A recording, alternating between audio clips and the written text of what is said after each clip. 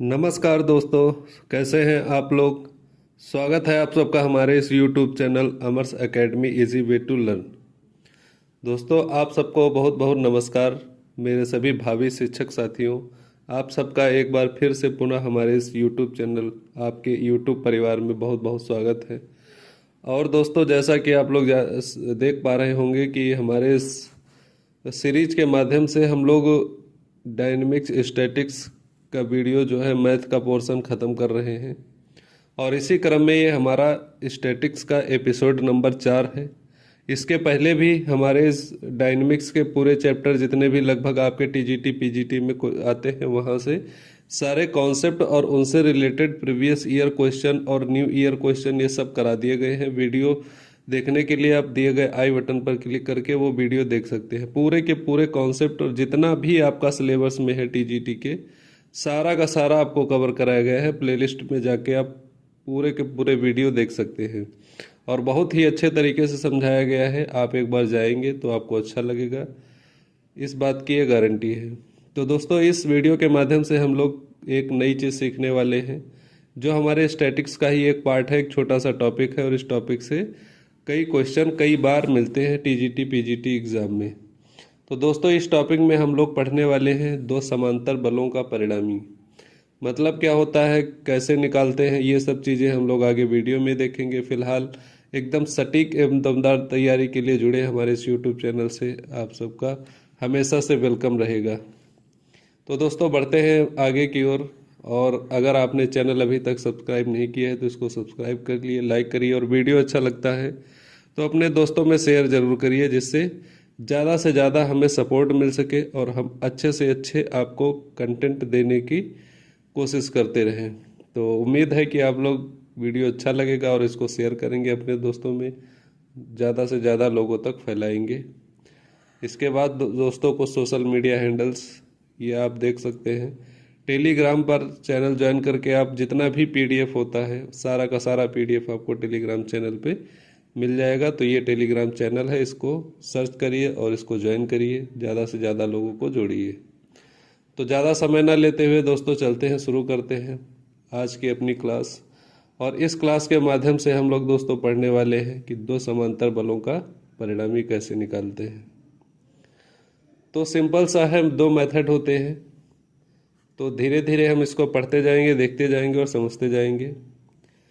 तो अगर बात करें कि समांतर बलों का परिणामी कैसे क्या होता है, इसके बारे में जो पहला पॉइंट है, इस बारे में दिया हुआ है दोस्तों कि एक दृढ़ पिंड के बिंदु ए और बी, मतलब कोई भी हमारे पास सॉलिड है, कोई भी पिंड है, इसमें कोई भी दो पॉइंट हमें ले लेना है, एक पॉइंट ए और एक पॉइंट बी। अब दोस्तों, इस चैप्टर में करते क्या है कि ये जो पिंड है हमारे पास, दृढ़ पिंड है, सॉलिड है, ये बाउंड्री नहीं दिखाई जाती है। केवल और केवल हम लोग ये दो पॉइंट दिखाते हैं और मान लेते हैं कि ये दो पॉइंट किसी बॉडी के अंदर है, किसी बॉडी के ही पॉइंट है या किसी पिंड के ही पॉइंट है। तो दोस्तों, जैसा कि डायग्राम में आप देख पा रहे होंगे, ये पॉइंट एक माना ए और दूसरा पॉइंट माना हमने बी। अब इस बॉडी पे दो फोर्स लग रहे हैं, समांतर हैं दिशा में और एक ही दिशा में है, समदिश भी हैं। अगर ये लाइन है इन दोनों पॉइंट को मिलाने वाली, तो इस पॉइंट से जो दोनों बल लगे हैं वो 90 डिग्री पे लगे हुए हैं। तो ये डायग्राम में भी आप देख पा रहे होंगे कि ये भी 90 डिग्री दोस्तों, और ये भी 90 डिग्री। और साथ में जो इनका तीसरा पॉइंट है, ये सी है, ये इनके परिणामी को दर्शाता है, आर को, रिजल्टेंट को। और ये भी 90 डिग्री पे ही दोनों से बने हुए हैं। तो इसलिए देख पा रहे होंगे कि सभी एंगल अगर 90 डिग्री हैं, राइट एंगल हैं, तो ये सभी के सभी रेखाएं क्या होंगी, समांतर होंगी। तो ये बात समझ गए होंगे। पढ़ते हैं आगे पॉइंट में कि दो बिंदु ए बी पर क्रियाशील दो समदिश कैसे हैं, समान दिशा में है। समांतर बल समांतर है और समान दिशा में है।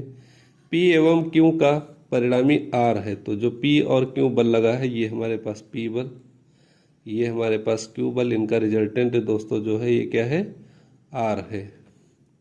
तो बिंदु सी पर क्रियाशील हो, आर हो तथा बिंदु सी पर क्रियाशील हो, तो ये सी पर क्रियाशील है, इसका परिणामी दोस्तों। तो ऐसी अगर कंडीशन है तो हमें 4 पॉइंट याद रखने हैं। पहला पॉइंट की रिजल्टेंट जो होगा आर बराबर वो डायरेक्टली पी प्लस क्यू हो जाएगा। उसके बाद सेकंड पॉइंट अगर बात करते हैं तो आर पैरेलल होगा पी के और पी पैरेलल होगा क्यू के, मतलब पी समांतर क्यू समांतर आर, तीनों चीजें एक दूसरे की क्या है समांतर है। डायग्राम में आप देख भी पा रहे होंगे कि तीनों लाइनें क्या है पैरेलल है, P Q R. Next point दिया है पी इंटू ए सी दोस्तों, जो हमारे पास पॉइंट है पी और इसी के नीचे वाली साइड इसका multiplication P into A C, ये बराबर होगा दूसरे वाले फोर्स के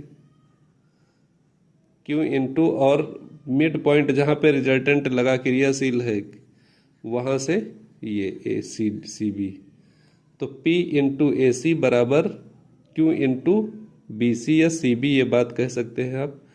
तो ये चीज़ ध्यान रखेंगे। ऐसे भी लिखा जाता है इसको कि P अपॉन, जैसे इस साइड का ये फोर्स लिख रहे हैं दोस्तों ये वाला, तो साइड लिखेंगे ये वाली कौन सी बी सी बराबर फिर फोर्स Q अपॉन साइड कौन सी लिखेंगे इस साइड वाली बी ए सी। अब इसका अगर हम क्रॉस मल्टीप्लाई करते हैं तो वहीं पे पहुंच जाते हैं, P इंटू ए सी बराबर Q इंटू बी सी। तो ये बात यहाँ पे ख़त्म होती है। ठीक है, समझ गए होंगे उम्मीद है। टी ऑप्शन जो दोस्तों दिया है ये भी वही दिया है कि P अपॉन बी सी होता है। P जो है दोस्तों P के अपॉन में क्या आ जाएगा इस धर वाली साइड, ये बराबर होता है Q अपॉन ए सी के, ये इस वाली साइड के ये Q अपॉन ए सी के, और आर दोस्तों जो होता है ये टोटल होता है R upon A B, resultant जो होता है टोटल पे निकाला जाता है। तो ये पॉइंट ध्यान रखेंगे, इसको काम आएगा कहीं ना कहीं। फिर 2 पॉइंट और दिया है कि ए बी सी समरेख है, और जो भी हमारे पास इनिशियल पॉइंट दिए हुए थे, जो भी दृढ़ पिंड में पॉइंट दिए हैं ए बी सी, ये क्या होते हैं समरेख। सी ए तथा बी के बीच का कोण है, मतलब बीच है। सी जो होता है दोस्तों रजिस्टर वो है परिणामी, रिजल्टेंट ये ए तथा बी के बीच में रहता है। दूसरा पॉइंट, अगर P is greater than Q this implies A G is less than B C. जैसे P फोर्स बड़ा है तो P के सामने वाली साइड, जैसे P is greater than Q, P वाला फोर्स Q से बड़ा है तो P के सामने वाली साइड छोटी होगी, और जो छोटा फोर्स है इसके इधर की साइड बड़ी होगी। तो छोटे फोर्स के करस्पॉन्डिंग साइड दोस्तों क्या होगी बड़ी होगी, और बड़े फोर्स के करस्पॉन्डिंग साइड क्या होगी दोस्तों छोटी होगी। तो P is greater than Q, मतलब P बड़ा है, तो P बड़ा है इस समय ए सी बी सी क्या होगा छोटा होगा, और सॉरी जो छोटा होता है वो बड़ा होता है, उसकी साइड बड़ी होगी। तो P is greater than Q, P is greater than Q, तो बी सी छोटा होगा ए सी बड़ा होगा। अब P इक्वल टू Q अगर दोनों है तो दोनों साइडें बराबर होंगी। अगर दोनों साइड के फोर्स बराबर लगे हैं दोस्तों, यहाँ पे देख पा रहे होंगे P अगर बराबर है Q के, तो जो क्रिया रेखा है इसका रिजल्टेंट परिणामी दोस्तों कहाँ आएगा बीच में आएगा, मिड पॉइंट पे। इन्वर्सली प्रोपोर्शनल होता है P और Q, जो बड़ा होगा उसके सामने पास की साइड छोटी होगी, जो छोटा होगा उसके पास की साइड बड़ी होगी। नेक्स्ट पॉइंट पे आते हैं। सेकेंड पॉइंट दोस्तों इसका है, सेकेंड पॉइंट समझते फिर हम लोग क्वेश्चन सॉल्व करते हैं। बी पॉइंट दिया है कि एक दृढ़ पिंड के बिंदु ए तथा बी ए कॉमा बी पर क्रियाशील 2 असमान विपरीत समांतर बल P एवं Q। अब दृढ़ पिंड क्या है वही दोस्तों ए बी है, और इस पर भी 2 बल क्रियाशील है P और Q, और इनका परिणामी एक साइड किधर एक साइड तरफ होगा जिधर भी होगा, ये हो जाएगा इनका रिजल्टेंट।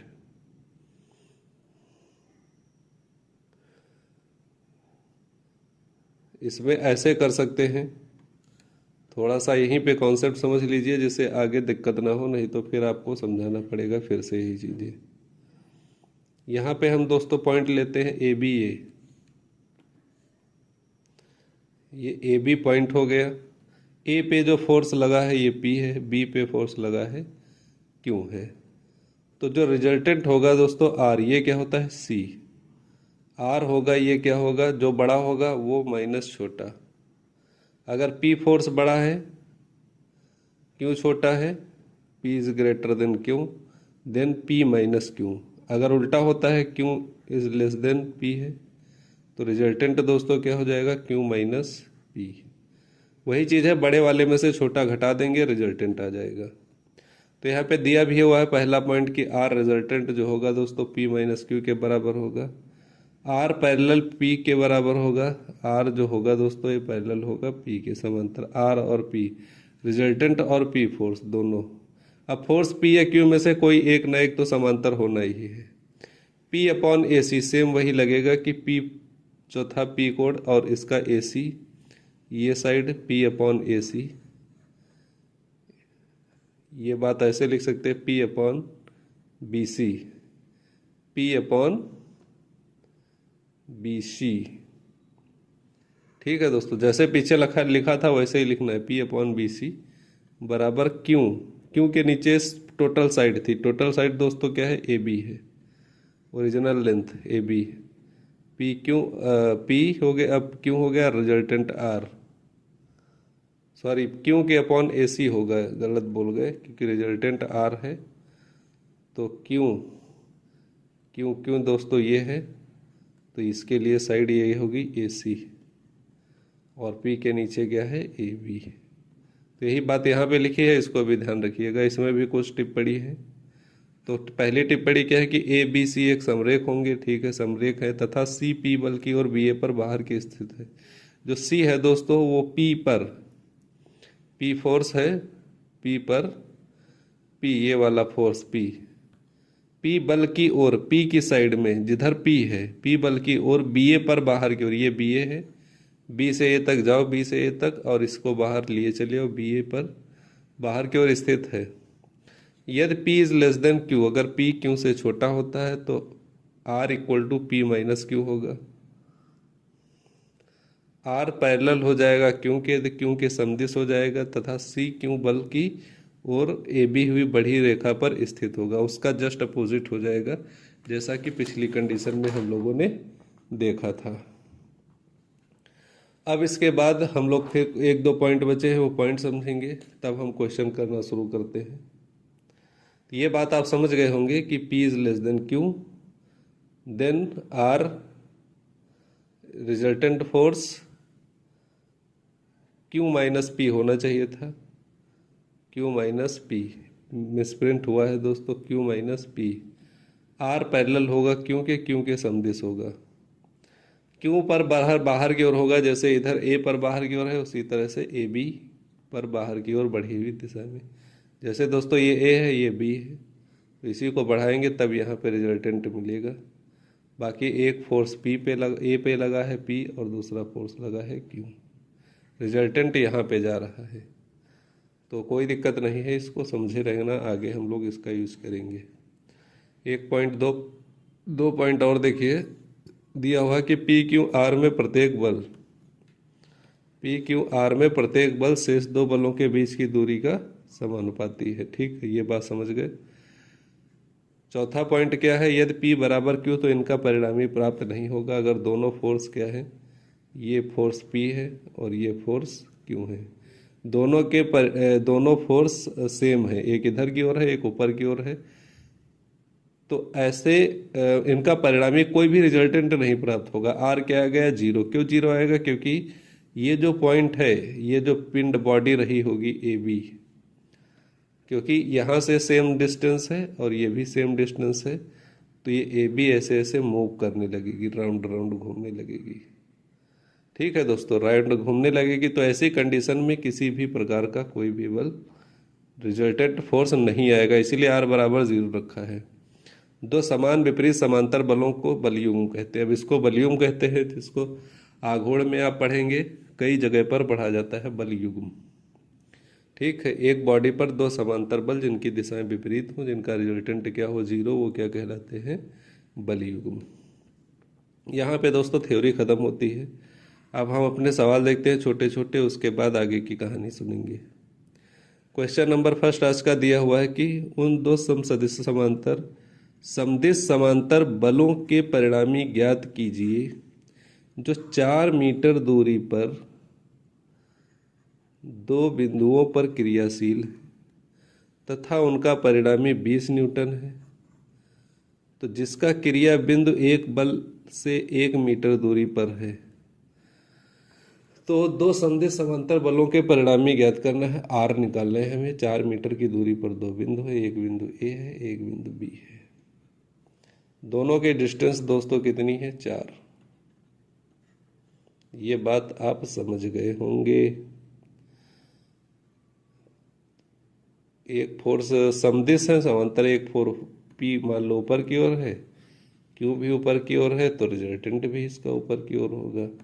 और रिजल्टेंट दोस्तों आर बराबर ए प्लस बी होता है। ठीक है, तो 20 परिणामी आर का परिणामी 20 न्यूटन दिया हुआ है। अब वो लगा लेते हैं। और बोल रहा है कि जो भी क्रिया बिंदु से 1 मीटर दूरी पर है, अगर ये 1 मीटर है तो इधर की दूरी क्या होगी? 3 मीटर।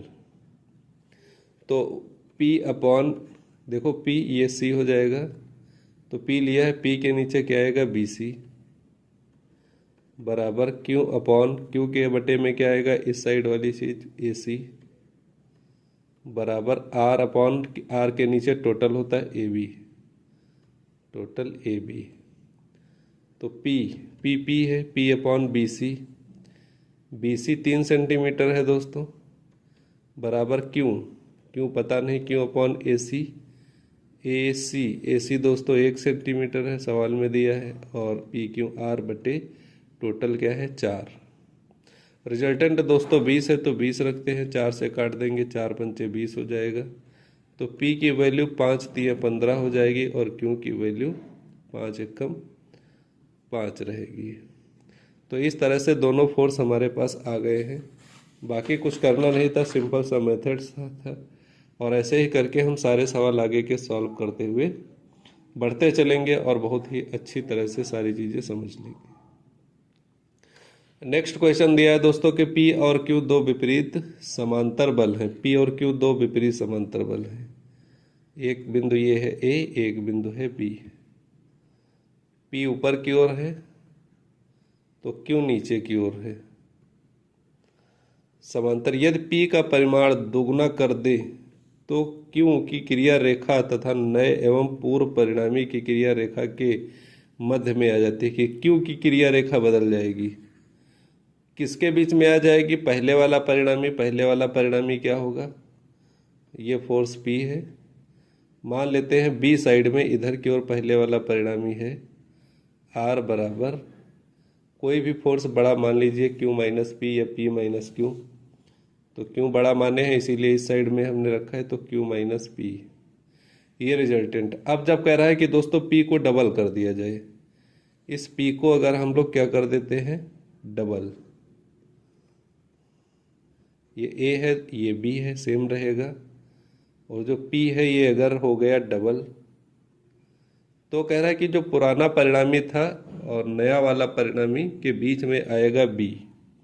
तो पुराना परिणामी तो दोस्तों ये था इधर R बराबर Q माइनस P, और ये B है, B में नीचे की ओर Q लगा हुआ है। तो अब अगर इस B को बीच में रखना है तो ये परिणामी पहले यहाँ पे था और अब किधर आ जाएगा? इस साइड में आ जाएगा। तो नया परिणामी दोस्तों ये हो जाएगा 2P माइनस Q करके। ये बात आप थोड़ा समझ लीजिए ध्यान से। अब यहीं पे हमें फार्मूला अप्लाई करना है। पहली कंडीशन में अगर हम लोग रेशियो लगाएंगे कि P अपॉन, देखो दोस्तों सिंपल अगर ऐसे हमारे पास हो, ये सबको याद रहता है कि P ये Q और रिजल्टेंट है R, ये है A, ये C है, ये B है, तो P अपॉन CD रखा जाता है। P upon CD Q upon AC, तो P अपॉन CD मतलब रिजल्टेंट और Q के बीच की दूरी। तो पहली कंडीशन में रिजल्टेंट दोस्तों ये है और Q ये है, तो इसको मान लेते हैं C। तो P अपॉन हो जाएगा BC, ये वाली डिस्टेंस क्या हो जाएगी? BC, या BC अपॉन P मान लो कुछ भी, बराबर रिजल्टेंट हमारे पास दोस्तों क्या आया था? परिणामी Q माइनस P है। और परिणामी के नीचे तो टोटल डिस्टेंस रखते थे, टोटल जो दूरी थी वो ए बी है, तो ए बी रख लिया, ए बी क्रॉस मल्टीप्लाई कर दिया इसको, या फिर इसको उल्टा करके क्रॉस मल्टीप्लाई कर दिया, तो बी सी इक्वल टू हमारे पास क्या आ जाएगा, P upon Q minus P into A B. ये हमारे पास आ गया इक्वेशन नंबर फर्स्ट। दूसरी कंडीशन में लगा देते हैं सेम। तो पहले टू पी के नीचे रिजल्टेंट दोस्तों ये डी होता है, तो जैसे पी के नीचे क्या है, सी डी, सी और डी मतलब बीच वाला और ये डी वाला।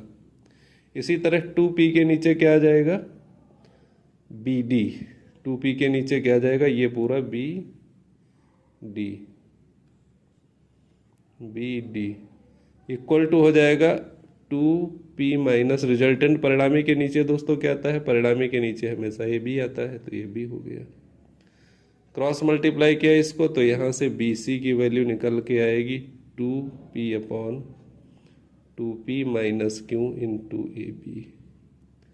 अब क्या करते हैं कि दोनों को इक्वल रख लेते हैं। अब जगह तो बची नहीं है, थोड़ी सी जगह बनाते हैं कहीं पे। ये डायग्राम एक हम मिटा रहे हैं बाद वाला, इसको आप लोग थोड़ा रिवर्स करके देख लीजिएगा, समझ में आ जाएगा, कोई दिक्कत नहीं है। अब केवल कैलकुलेशन बचा हुआ है, बाकी कुछ नहीं है। कैलकुलेशन 2 सेकंड में हो जाएगा, फिर आगे हम लोग अगले क्वेश्चन पे बढ़ते रहेंगे। तो इक्वेशन नंबर 2 मान लिया और फर्स्ट और 2 से दोनों को इक्वेट कर दिया। इक्वेशन फर्स्ट एंड 2 से बी सी बराबर है, ए बी कट जाएगा, तो P upon Q minus P बराबर two P upon two P minus Q.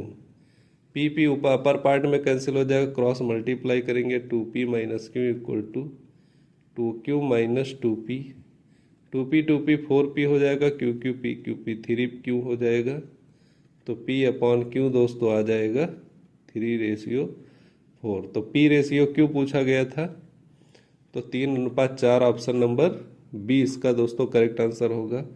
केवल समझने वाली बात थी, एक बार समझ जाते तो क्वेश्चन करने में कोई बहुत टाइम लगने वाला नहीं था।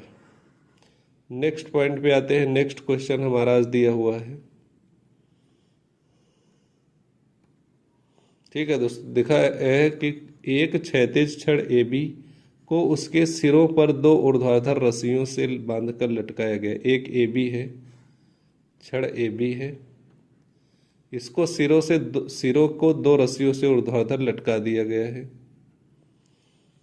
यदि छड़ की लंबाई 0.6 मीटर हो, ये छड़ की लंबाई 0.6 मीटर है, भार 3 इकाई हो, इसका जो वेट दोस्तों है, वेट ये 3 यूनिट है, आर रिजल्टेंट वही होगा, भार 3 इकाई। इसका गुरुत्व केंद्र ए सिरे से 0.4 मीटर की दूरी पर, ये जो दोस्तों डिस्टेंस है 0.4 है, ये इसका गुरुत्व केंद्र है जहाँ पे भार सेंटर्ड रहता है। अगर दोस्तों ये मान लेते हैं सी है, तो ए सी अगर 0.4 है तो सी बी क्या होगा 0.2, क्योंकि टोटल 0.6 है। आगे पढ़ते हैं। क्वेश्चन में दिया इसका ए सिरे से 0.4 मीटर दूरी पर हो, तो ए पर रस्सी में तनाव ज्ञात कीजिए। यहाँ पे हमें तनाव ज्ञात करना है T1। तो दोस्तों वही फार्मूला कि T1 अब बटे ई, इसके बटे में क्या आएगी ई साइड सी बी या बी सी बराबर T2 चाहे तो T2 भी निकाल लेंगे। इस पे जो तनाव है, इसके सामने वाली साइड क्या है ए सी, और रिजल्टेंट दोस्तों आर अपॉन टोटल है हमारे पास क्या ए बी। तो T1 हमें निकालना है, बी सी हमारे पास दोस्तों 0.2 है बराबर आर। रिजल्टेंट हमारे पास क्या था दोस्तों कि 3 इकाई है गुरुत्व केंद्र, तो रिजल्टेंट है 3 और बटे ए बी हमारे पास है 0.6। तो पॉइंट कैंसिल आउट हो जाएगा, 2 3 6 हो जाएगा, 3 3 कट जाएगा, तो T1 क्या जाएगा 1 न्यूटन। तो इसका आंसर ऑप्शन नंबर 4 हो जाएगा कि 1 इसका आंसर आएगा, जो भी 1 यूनिट इकाई में है। ये इसका बिल्कुल परफेक्ट आंसर होगा, कोई सोचने वाली बात नहीं है। बहुत ही अच्छा क्वेश्चन था, सिंपल था, आसानी से आप लोग इस कर सकते थे। चलिए दोस्तों और आसान क्वेश्चन पे बढ़ते हैं। ये क्वेश्चन करने के बाद दोस्तों हम लोग सीरीज जो लाएंगे उसमें कुछ क्वेश्चंस की प्रैक्टिस करेंगे, मिक्स क्वेश्चन जितने भी हमने स्टैटिक्स में पढ़ रखे हैं। नेक्स्ट क्वेश्चन पे आइए, देखिए दिया है कि P and Q, here P is greater than Q, are like parallel forces if P is moved parallel to itself through a distance x, then the resultant of P and Q moves through a distance। Resultant का move पूछा गया है कि R कितना move कर रहा है। तो इस क्वेश्चन पे थोड़ा सा ध्यान देना है कि कैसे किया जाएगा।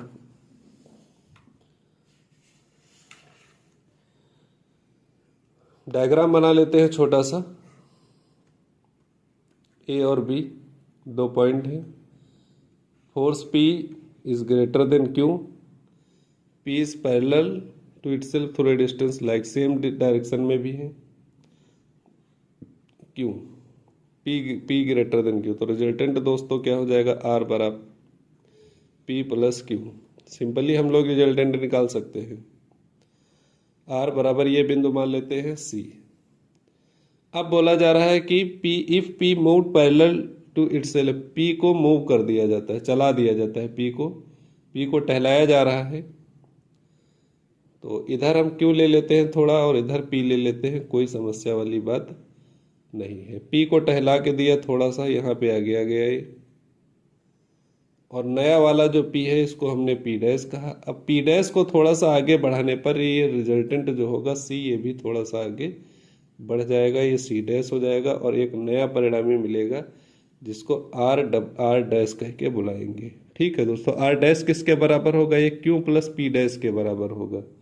R डैश दोस्तों जो किसके बराबर होगा, R डैश की बात करें तो Q प्लस P डैश, क्योंकि उसके अकॉर्डिंग ये वाला हमारे पास पॉइंट मिला है।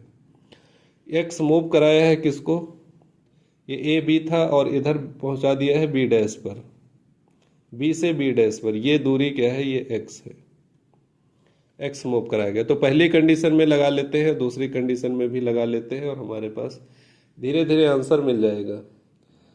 तो पहली कंडीशन में क्या होता है कि Q upon B C equal to P upon A C, ये बात हम आसान से लिख सकते हैं। और साथ में रिजल्टेंट R हमारे पास क्या था, P plus Q upon A B. ठीक है दोस्तों, ये बात यहाँ से थोड़ा सा ध्यान करके लिखेंगे। अगर इन दोनों की बात करें, ए सी बराबर क्या होगा, ए सी बराबर हो जाएगा P upon P plus Q into A B. और बी सी बराबर दोस्तों क्या निकलेगा, बी सी बराबर निकलेगा, इससे इसको कंपेयर कर लो, बी सी इक्वल टू क्या होगा, बी सी का ऊपर मल्टीप्लाई करोगे और इधर की चीज बटे में ले आओगे, Q बटे P प्लस Q बटे P प्लस Q इंटू क्या बचा, ये ए बी। तो ये हमारे पास क्या था, बी सी, और सामने क्या आ गया, ए बी। बस हमें एक का काम है, क्यू का काम दूसरा।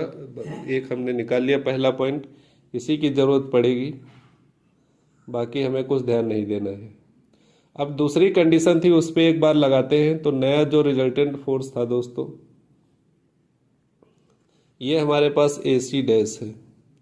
तो P dash upon A C dash हो जाएगा, P dash upon A C dash बराबर Q अपॉन दोस्तों हो जाएगा A C dash, sorry Q upon हो जाएगा C dash B dash, C dash B dash, और total resultant R dash upon A B constant same रहेगा, A B पे कोई फर्क नहीं पड़ेगा। ठीक है दोस्तों,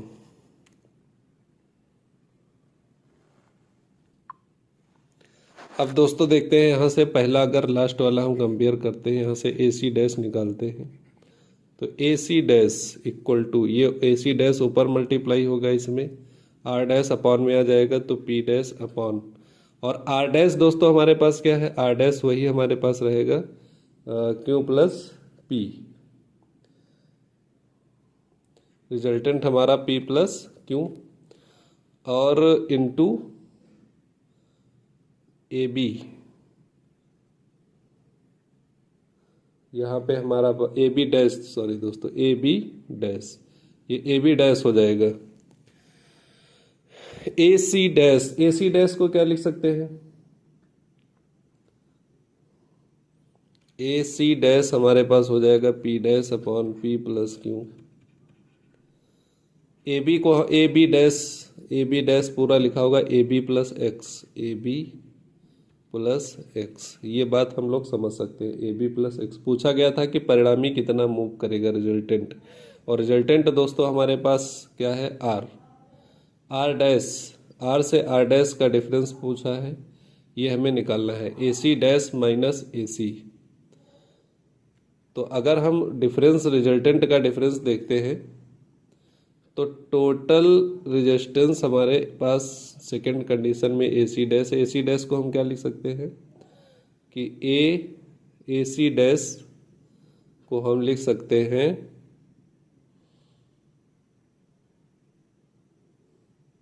ए C plus C C dash. ये बात, ए सी डैश को ए C plus C C dash.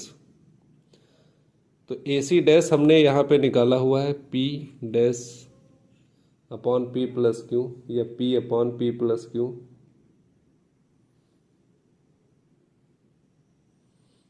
ये पी डैश नहीं रहेगा, केवल पी ही रहेगा, इसमें कंफ्यूजन नहीं होना है। तो P upon P plus Q into A B plus X बराबर ए सी। दोस्तों ए सी हमने ये निकाला था, इधर पहले निकाल चुके हैं ए सी। ए सी क्या है, P into A B upon P plus Q और प्लस सी सी डैश। अब ये चीज़ उधर ले जाएंगे, माइनस की हो जाएगी, जो कॉमन मिलेगा कॉमन ले लेंगे, P plus P upon P plus Q common मिल जाएगा, A B plus X minus A B. और इधर बचेगा दोस्तों C C dash, A B cancel out हो जाएगा, बचेगा P X upon P plus Q बराबर सी सी डैश। ये हमारे पास पीजीटी 2002 का आया हुआ क्वेश्चन है, बहुत ही सिंपल सा क्वेश्चन था, कुछ नहीं करना था, आसानी से इसको हमने निकाल लिया। तो ऑप्शन नंबर ए इसका बिल्कुल करेक्ट आंसर हो जाएगा, P X upon P plus Q. तो दोस्तों बढ़ते हैं हम अगले क्वेश्चन पे। यहाँ पे दिया हुआ है कि two like parallel forces 3p and p are interchange in position, the point of application of resultant will be displaced by a distance. फिर से बोला गया है कि दो वेक्टर्स हैं हमारे पास, इनका पॉइंट बदल दिया गया है, डायरेक्शन चेंज कर दी गई है, तो नया रिजल्टेंट जो होगा वो कितना डिस्प्लेस हो जाएगा। मान लेते हैं कि ए बी हमारे पास था, ए बी ये हमारे पास पहले 3p फोर्स है और बी पे दोस्तों p फोर्स है, और इसका जो रिजल्टेंट होगा दोस्तों ये यहाँ पे C पॉइंट पर। अब इस कंडीशन में अगर हम लोग फार्मूला लगाएंगे तो 3p into A C, 3p into A C equal to p into B C. P दोनों साइड में कैंसिल हो जाएगा, 3ac इक्वल टू यहाँ पे मिलेगा bc। क्वेश्चन नंबर फर्स्ट मान लेते हैं। अब अगर हम लोग कंडीशन बदल देते हैं कि ये p जो है इसको हम p कर देंगे, p सेकंड कलर से करते हैं जिससे समझ में आए। ये हो गया p दोस्तों, और ये हो गया 3p, ये कितना हो गया 3p। तो अब ये फिर से फॉर्मूला लगाते हैं, तो p upon A C, P into A C upon करना होगा, अगर बटे में लिखना होगा तो इधर की साइड, बराबर 3p into B C. P cancel out हो जाएगा, तो ए सी बराबर यहाँ से आ जाएगा 3bc, ए सी बराबर 3bc। इतनी बात समझ गए होंगे आप।